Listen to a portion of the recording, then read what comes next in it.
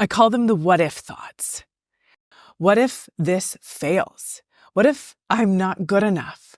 What if it all becomes a complete disaster? The next thought, the next thing you can say to yourself is to just accept that, yeah, I can go with this thought if I want to. I can ride this thought to the bitter end. I can spiral and I can spin and I can ruminate and I can perseverate on this thought to my heart's content. And I can bring myself into a state of anxiety or worry or misery or shame. And I can do that if I want to. It doesn't make me less of a person. It doesn't make me an inferior person. It doesn't make me an unworthy person for me to just go with whatever terrible thought is entering into my brain.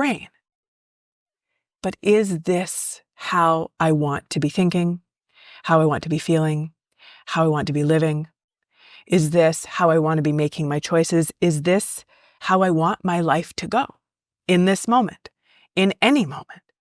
So giving yourself that choice to be like, I can totally go with this and I can totally run with this thought and I can totally think of all kinds of other thoughts to compound on top of this thought that's going to make me feel even worse, and I can.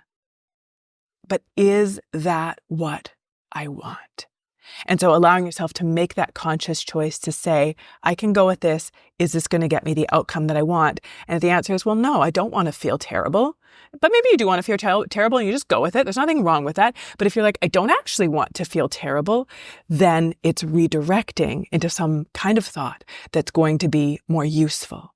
It's setting your intentional thoughts. Like that saying goes, we are not in charge or in control of the first thought, but we are in charge of that second thought.